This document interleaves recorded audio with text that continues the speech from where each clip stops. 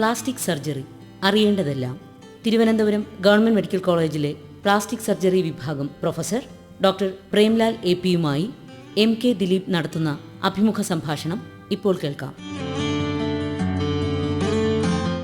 ഇന്ന് പ്രകാശധാരയിൽ നമ്മളോടൊപ്പം അതിഥിയായി എത്തിയിരിക്കുന്നത് ഡോക്ടർ പ്രേംലാൽ സർ. സ്വാഗതം. പ്ലാസ്റ്റിക് സർജറി എന്നുള്ള വാക്കിപ്പം എല്ലാവർക്കും വളരെ സുപരിചിതമാണ്. പൊതുവായിട്ട് ആളുകൾ വിചാരിക്കുന്ന ഒന്ന് പ്ലാസ്റ്റിക് സർജറി പെട്ടെന്ന് നമ്മുടെ മനസ്സിലേക്ക് വരുന്നത് സൗന്ദര്യവർദ്ധകവും അത്തരത്തിലുള്ള ഓപ്പറേഷനുകളാണ്. പ്ലാസ്റ്റിക് സർജറിയുടെ ഒരു 20% ആവുന്നുള്ളൂ കോസ്മെറ്റിക് സർജറി എന്ന് പറയുന്നത്. കോസ്മെറ്റിക് സർജറി എന്ന് പറഞ്ഞാൽ പ്ലാസ്റ്റിക് സർജറിയുടെ ഒരു പോർഷനാണ്. അല്ലാതെ പ്ലാസ്റ്റിക് സർജറിയിൽ ശരിക്കും പറഞ്ഞാൽ ഒരുപാട് കാര്യങ്ങൾ വരുന്നത് ആക്സിഡൻസ്, ട്രോമയിലാണ്. മുറിവുകളൊക്കെ പറ്റുമ്പോഴത്തേക്ക്, അല്ലെങ്കിൽ ഇപ്പം ഒരു ക്യാൻസർ വന്നിട്ട് ഒരു ഭാഗം മുറിച്ചു മാറ്റുന്നു. ഇപ്പൊ താടിയെല്ലിൽ ക്യാൻസർ വന്നിട്ട് അത് എടുത്ത് കളയുകയാണെന്നുണ്ടെങ്കിൽ അതിനെ റീകൺസ്ട്രക്ട് ചെയ്യുന്ന പ്ലാസ്റ്റിക് സർജറിയാണ്. ഇപ്പം ആക്സിഡന്റ് ഒക്കെ പറ്റിയിട്ട് കൈയോ കാലോ മുറിഞ്ഞു പോകും, അങ്ങനെയൊക്കെ വരുമ്പോഴത്തേക്ക് വിരൽ തിരിച്ചു പിടിപ്പിക്കുന്നത്, കൈ തിരിച്ചു പിടിപ്പിക്കുന്നതെല്ലാം പ്ലാസ്റ്റിക് സർജറി വിഭാഗത്തിലാണ്. അതുപോലെ തന്നെ ഇപ്പോൾ കുഞ്ഞുങ്ങൾ ഇപ്പോൾ വിരലുകൾ തമ്മിൽ ഒട്ടിയോ അല്ലെങ്കിൽ മുച്ചുണ്ടായിട്ടോ ഒക്കെ ജനിക്കുമ്പോഴത്തേക്ക് അത് കറക്റ്റ് ചെയ്യുന്നതും പ്ലാസ്റ്റിക് സർജറി വിഭാഗത്തിലാണ്. അതുപോലെ തന്നെ ഈ പൊള്ളലേറ്റ്, ബേൺസ്, ഇതെല്ലാം വരുന്നത് പ്ലാസ്റ്റിക് സർജറിയിലാണ്. ഇതെല്ലാം കൂടെ ചേർന്നാണ് പ്ലാസ്റ്റിക് സർജറി. അതിന്റെ ഒരു പോർഷനാണ് കോസ്മെറ്റിക് സർജറി. പക്ഷേ ഈ സെലിബ്രിറ്റീസ് ഒക്കെ കൂടുതൽ കോസ്മെറ്റിക് സർജറി ചെയ്യുകയും മോർ പോപ്പുലറായിട്ട് മീഡിയ ഒക്കെ അതിനെ ഹൈലൈറ്റ് ചെയ്യുകയും ചെയ്യുന്നതുകൊണ്ട് ഈ കോസ്മെറ്റിക് സർജറിക്ക് ഒരു എന്താ പറയുന്നത് ഇത് കിട്ടി. അതുകൊണ്ടാണ് പല ആൾക്കാരും കോസ്മെറ്റിക് സർജറിയും പ്ലാസ്റ്റിക് സർജറിയുടെ ഭാഗമാണെങ്കിൽ കോസ്മെറ്റിക് സർജറി ആണ് പ്ലാസ്റ്റിക് സർജറി എന്ന് പലർക്കും തോന്നിപ്പോകുന്നത്.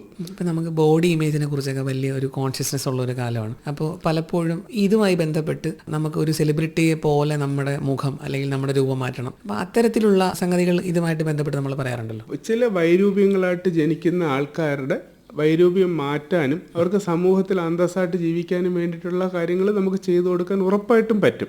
കാരണം അവരുടെ ഒരു സെൽഫ് കോൺഫിഡൻസ് അതുവഴി ഇൻക്രീസ് ചെയ്യാനും അവരുടെ ഒരു പ്രൊഡക്ടിവിറ്റി കൂട്ടാനും പറ്റും. പക്ഷെ ചില ആൾക്കാരുടെ എക്സ്പെക്റ്റേഷൻസ് വളരെ ഹൈ ആണ്. അതിനോടൊപ്പം നമുക്ക് നിൽക്കാൻ ചിലപ്പോൾ പറ്റിയെന്ന് വരില്ല. ഇപ്പം പറഞ്ഞ പോലെ ഒരു ഏറ്റവും നല്ലൊരു മൂക്കിൻ്റെ ഫോട്ടോയും കൊണ്ട് വന്നിട്ട് എൻ്റെ മൂക്ക് അതുപോലെ ആക്കി തരണം എന്ന് പറഞ്ഞാൽ ചിലപ്പോൾ പറ്റത്തില്ല. പക്ഷെ ഇപ്പോൾ ഇരിക്കുന്നതിൽ നിന്നും you can make it better, not the best. അതാ പറഞ്ഞ് കാണുമ്പോഴത്തേക്ക് ഒരു വൈകൃതം തോന്നുകയാണെന്നുണ്ടെങ്കിൽ അതിനെ ഉറപ്പായിട്ടും മാറ്റിക്കൊടുക്കാൻ പറ്റും. ഇതുപോലെ തന്നെ നമ്മുടെ സ്കിന്ന് ബേസ് ചെയ്തിട്ടുള്ള പ്രൊസീജിയറുകൾ ഇതിനകത്ത് വളരെയധികം കൂടുതലാണല്ലോ. താങ്കൾ മുമ്പ് സൂചിപ്പിച്ച പോലെ ബേൺസ്, അത്തരം കാര്യങ്ങളെക്കുറിച്ച്.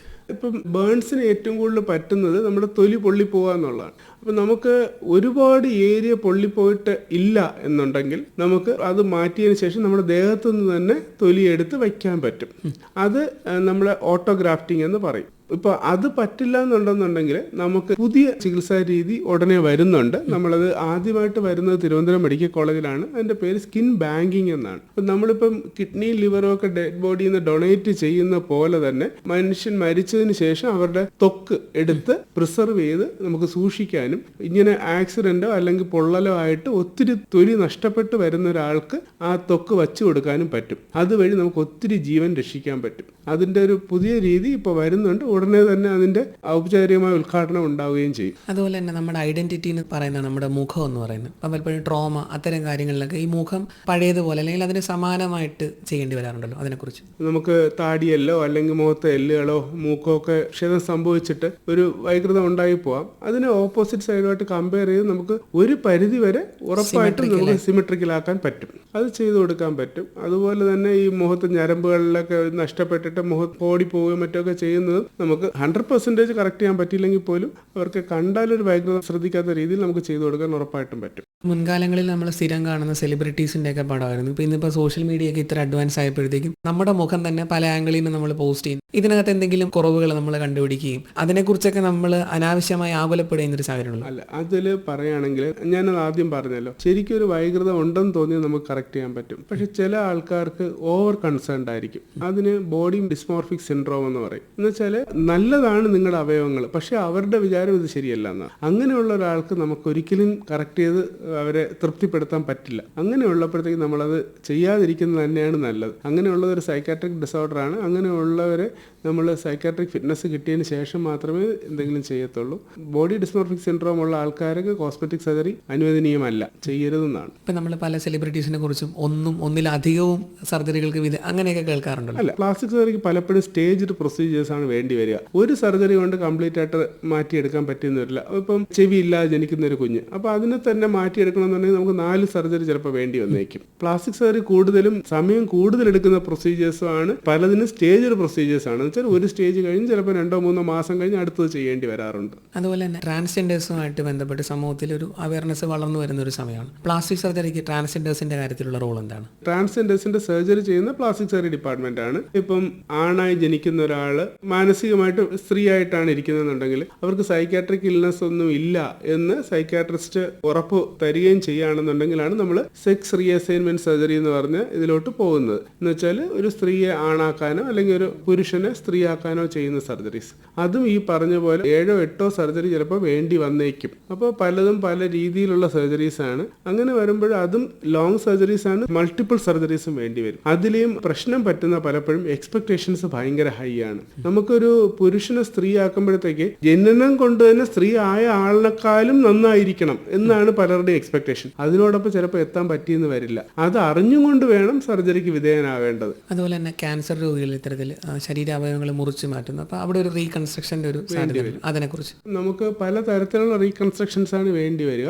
ഓപ്പറേറ്റീവ് മൈക്രോസ്കോപ്പ് ഒക്കെ അഡ്വാൻസ് ചെയ്തതോടുകൂടി നമുക്ക് ഫ്രീ ഫ്ലാപ്പ് എന്ന് പറഞ്ഞ സർജറീസ് ഉണ്ട്. എന്ന് വെച്ചാൽ പണ്ട് നമുക്ക് അടുത്തടുത്തുള്ള അവയവങ്ങളിൽ നിന്ന് മാത്രമേ ദശ വെട്ടി ഒരിടത്ത് വെച്ച് ഇത് അടയ്ക്കാനൊക്കെ പറ്റുള്ളായിരുന്നു. ഇപ്പോൾ ദൂര സ്ഥലങ്ങളിൽ നിന്ന്, എന്ന് വെച്ചാൽ ഇപ്പോൾ ഒരു എക്സാമ്പിൾ പറഞ്ഞുതരാം. ഇപ്പോൾ താടിയെല്ലിലോ വായിക്കാത്ത ഒരു ക്യാൻസർ വന്ന് താടിയെല്ല് എടുത്ത് മാറ്റേണ്ടി വന്നു കഴിഞ്ഞാൽ നമുക്ക് കാലിലെ ഫിബുല എന്ന് പറഞ്ഞ ബോണുണ്ട്, അതിനെ എടുത്ത് അതിന്റെ രക്തധമനികളോട് കൂടി കൊണ്ടുവന്ന് മുഖത്ത് വെച്ച് പിടിപ്പിച്ച് ആ താടിയെല്ല് റീകൺസ്ട്രക്ട് ചെയ്യാൻ ഇപ്പോൾ പറ്റും. അപ്പോഴത്തേക്ക് ആ ഷേപ്പ് തിരിച്ചു കിട്ടും. മറ്റത് നമുക്ക് ആ ഷേപ്പ് കിട്ടത്തില്ല, അവിടെ ഒരു ഹോളോ ആയിരിക്കും. ആ ഒരു രീതിക്ക് നോക്കിക്കഴിഞ്ഞാൽ പ്ലാസ്റ്റിക് സർജറി നമുക്ക് ഒരുപാട് അഡ്വാൻസ് ചെയ്തിട്ടുണ്ട്. ഒരുപാട് കാര്യങ്ങൾ നമുക്ക് ക്യാൻസർ രോഗികൾ ചെയ്യാനും പറ്റുന്നുണ്ട്. അതുപോലെ തന്നെ സ്ത്രീകളെ സംബന്ധിച്ചിടത്തോളം മാറിലെ ക്യാൻസർ എല്ലാവർക്കും ഒരു ഭീതിയാണ്. കാരണം മാറെടുത്ത് മാറ്റേണ്ടി വരും എന്നുള്ളതാണ് ഏറ്റവും വലിയ ഭീതി. അപ്പോഴത്തേക്ക് അവരുടെ സ്ത്രീത്വം പോയി പോകുമോ എന്നുള്ളത്. പക്ഷെ നമുക്കിപ്പോൾ അങ്ങനെ ഒരു മാറ് എടുത്ത് മാറ്റേണ്ടി വരുന്ന ഒരു അവസരം ഉണ്ടായാൽ പോലും നമുക്ക് മാറ് റീകൺസ്ട്രക്ട് ചെയ്യാൻ ഉറപ്പായിട്ടും പറ്റും. പേടിക്കേണ്ട കാര്യമില്ല. നമുക്ക് ദശ എടുത്ത് വെച്ച് നമുക്ക് മാറിന്റെ ഒരു ഷേപ്പ് ഉറപ്പായിട്ടും ഉണ്ടാക്കി കൊടുക്കാൻ പറ്റും. അതിന് ബ്രസ്റ്റ് റീകൺസ്ട്രക്ഷൻ എന്നാണ് പറയുന്നത്.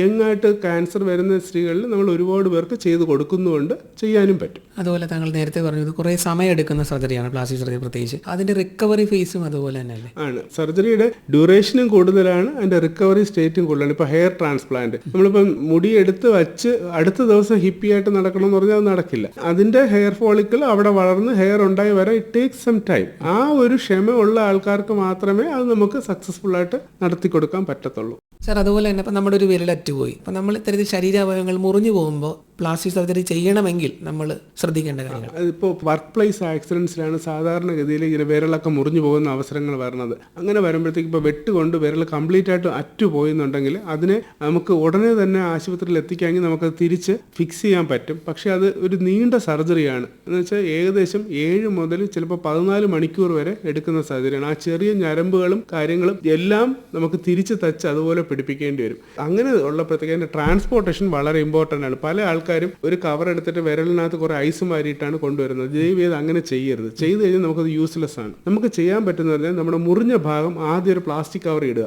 അതിന്റെ വായ് നന്നായിട്ട് മൂടിക്കെട്ടുക, എന്നിട്ട് അതിന് വേറൊരു വലിയ പ്ലാസ്റ്റിക് കവറിൽ വെച്ചതിന് ശേഷം അതിന് ചുറ്റും മാത്രം ഐസ് വയ്ക്കുക. എന്ന് വെച്ചാൽ അത് ഉദ്ദേശിക്കുന്നത് ഈ നമ്മുടെ മുറിഞ്ഞ അവയവവും ഐസുമായിട്ട് ഡയറക്റ്റ് കോണ്ടാക്ട് ഒരിക്കലും വരാൻ പാടില്ല. അങ്ങനെ ട്രാൻസ്പോർട്ട് ചെയ്ത് കൊണ്ടുവന്നു കഴിഞ്ഞാൽ ഞരമ്പുകൾ പരിശോധിച്ച് നോക്കും. അത് തിരിച്ച് തുന്നിപ്പിടിപ്പിക്കാൻ പറ്റുന്ന യോഗ്യത ഉള്ളതാണെന്നുണ്ടെങ്കിൽ തിരിച്ച് തുന്നിപ്പിടിപ്പിക്കും. ലൂസ് ചെയ്യാനുള്ള സാധ്യതയുണ്ട്, പക്ഷെ പലപ്പോഴും നമുക്ക് അത് പിടിച്ച് കിട്ടുക തന്നെ ചെയ്യും. എന്തായാലും ഒരു ചുരുങ്ങിയ സമയം കൊണ്ട് പ്ലാസ്റ്റിക് സർജറിയെ കുറിച്ച് നമ്മുടെ ശ്രോതാക്കൾക്ക് ഒരു ഏകദേശ ധാരണ ഉണ്ടായിരിക്കുമെന്ന് കരുതുന്നു. ഈ വിലയേറിയ സമയം ഞങ്ങളുടെ സ്റ്റുഡിയോയിലേക്ക് എത്തി ഈ പരിപാടിയിൽ പങ്കെടുത്തതിന് നന്ദി. Thank you. പ്ലാസ്റ്റിക് സർജറി അറിയേണ്ടതെല്ലാം. തിരുവനന്തപുരം ഗവൺമെന്റ് മെഡിക്കൽ കോളേജിലെ പ്ലാസ്റ്റിക് സർജറി വിഭാഗം പ്രൊഫസർ ഡോക്ടർ പ്രേംലാൽ AP-യുമായി MK ദിലീപ് നടത്തിയ അഭിമുഖ സംഭാഷണമാണ് നിങ്ങൾ കേട്ടത്. Shaka